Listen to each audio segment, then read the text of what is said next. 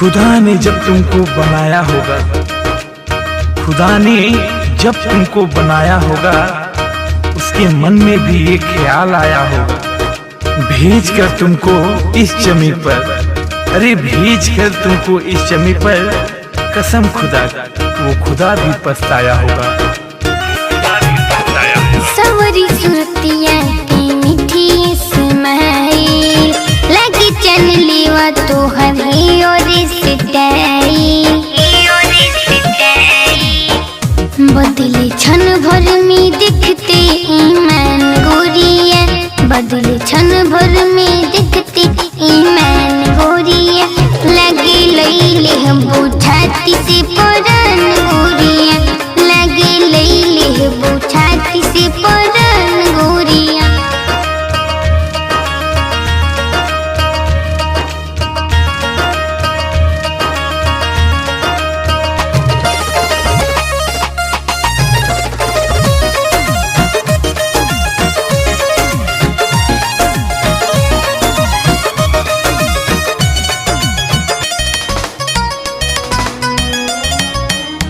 चमकेला दांत जैसे चमकेला मोती, गुर गुर गाल दोनों लागे पावर होती।